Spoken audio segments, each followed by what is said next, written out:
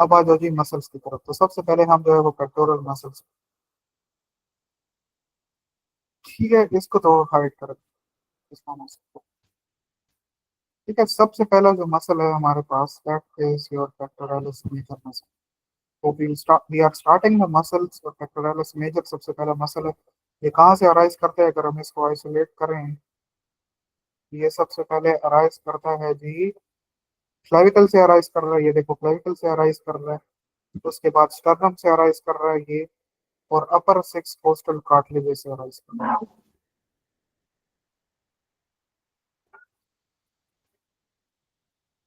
ठीक है, तो अपर सिक्स कोस्टल कार्टिलेज से भी जो है वो अराइज कर रहा है। ठीक है, और फिर ये जाके इंसर्ट कहाँ हो रहा है, इंसर्ट हो रहा है ये जी lateral lip of the bicipital groove. तो lateral lip of the bicipital groove पे जाके ये इंसर्ट कर। ठीक है। अच्छा, अब इसकी जो है medial and lateral pectoral nerves हैं वो इसकी फ्रॉम द ब्रेकियल प्लेक्सस। तो medial and lateral pectoral nerve जो है वो, अब फॉर एग्जांपल जो है, ये याद कर लिया रूट वैल्यूज, अगर आप याद करते हैं तो अच्छी बात है, नहीं तो एज सच एक आध एमसीक्यू शायद रूट वैल्यूज के बारे में आ जाए। लेकिन रूट वैल्यूज ठीक है, अगर आपको नर्व की रूट वैल्यूज याद होती है अच्छी बात है, लेकिन ये बिल्कुल प्योर जो है वो रटा रटा है, तो भूल जाए तो खैर है। लेकिन आपको सिर्फ ये पता होना चाहिए कि कहाँ से ओरिजिनेट कर रहा है। अगर जितना देखो, अभी एक दफा आपने ये देख लिया ना, फिर उसके बाद जितना देखते जाओगे आपकी विजुअल मेमोरी बनती जाएगी। और विजुअल मेमोरी बनती जाएगी तो फिर जो है आहिस्ता आहिस्ता आपको मसल याद होता जाएगा। आप आपने कैसे पढ़ना है कि ये मॉडल या ये जो है मैं भी आपसे जो है वो शेयर कर दूंगा, जो फ्री अवेलेबल है एटलस। तो आपने फॉर एग्जांपल मसल पढ़ रहे हो तो जल्दी जल्दी इसको एटलस को भी साथ देके एक विजुअल मेमोरी बनाने की कोशिश करो। ये जो है क्लेविकल से अराइज कर रहा है, स्टर्नम से अराइज कर रहा है, और first six upper costal cartilage से अराइज कर रहा है, और lateral lip of the humerus पे जाके इंसर्ट कर दो। ठीक है, अब ये क्या करेगा, अब इसके फाइबर्स यूं आए हुए हैं, तो ये क्या करेगा, एबडक्ट करेगा और रोटेट करेगा इसको मीडियली। मीडियली रोटेट इसलिए करेगा क्योंकि ये इसके लेटरल साइड पे लगा हुआ है। ठीक है। और क्लेविक्यूलर फाइबर्स जो है, वो फाइबर जो कि क्लेविकल से आ रहे हैं, इधर ऊपर वाले जो फाइबर्स हैं, ये क्या करेंगे, ये इसको मतलब पाम को जो है फ्लेक्स भी करेंगे। ठीक है, आपका दूसरा मसल जो है वो कौन सा है, इसको हाइड कर दें। उसके बाद आपका ये पेक्टोरलिस माइनर मसल है। पेक्टोरलिस माइनस मसल जो है कौन से रिब से आ रहा है, ये वन टू है, ठीक है, three four five, three four five rib से आ रहा है। और ये किस पे जाके अटैच हो रहा है, कोरकॉइड प्रोसेस पे जाके अटैच हो रहा है, ये देखो। अच्छा, अब उसके बाद ये क्या करता है कि मीडियल पेक्टोरल नर्व, ये जो है मीडियल पेक्टोरल नर्व से जो है इसको इनर्वेट करता है। और ये क्या करता है कि ये जो है, ये जो शोल्डर को जो है डिप्रेस करता है। ठीक है, अगर स्कैपुला फिक्स्ड हो ना तो ये शोल्डर को जो है वो डिप्रेस करता है। और फिर क्या करता है कि इन रिब्स को जो है वो ऊपर की तरफ थोड़ा सा एलिवेट करता है। ठीक है, तो इन ये जो पेक्टोरलिस मेजर है, ये थ्री फोर फाइव रिब से अराइज कर रहा है, कोरकोइड प्रोसेस पे जाकर लग रहा है। और फिर उसके बाद क्या कर रहा है,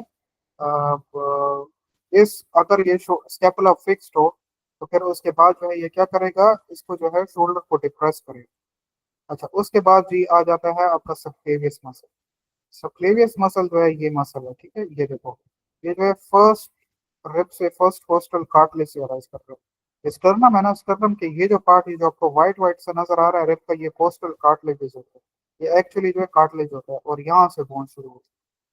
ठीक है, तो ये जो है फर्स्ट कोस्टल कार्टिलेज से अराइज करेगा, और फिर ये जो है वो subclavius group of the clavicle में जाके लग रहा है। ठीक है, अच्छा, उसके बाद ये क्या करेगा, ये जो है,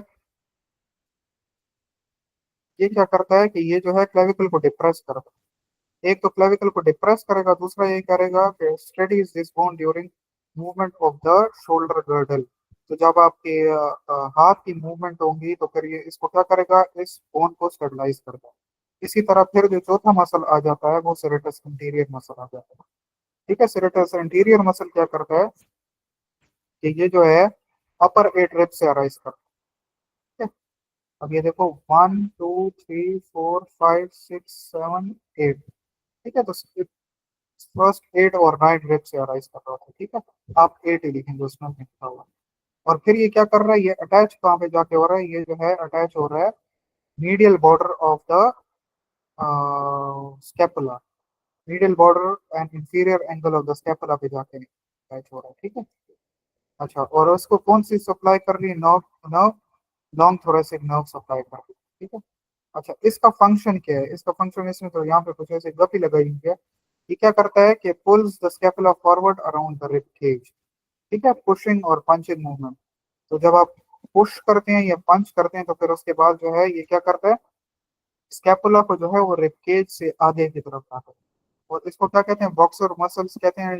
यूजुअली क्यों कहते हैं इसको बॉक्सर मसल, क्योंकि ये जो है जब आप पंच थ्रो करते हैं तो ये जो है मसल ज्यादा बार यूज होता है। Upward rotation of the scapula helps rotate the scapula so that the arm can be raised above the head, ठीक है। तो ये जो है serratus anterior muscle works with trapezius during shoulder abduction beyond the 90-degree angle। तो 90 degree angle के ऊपर जो abduction होती है उसमें जो है ये, और फिर उसके बाद फिक्सेशन करता है, prevents the winging of scapula. तो स्कैपुला को जो है वो फिक्स रखता है, ठीक है। तो उसमें क्या होता है, विंगिंग ऑफ द स्कैपुला के medial border of the scapula जो है वो निकल आता है बाहर।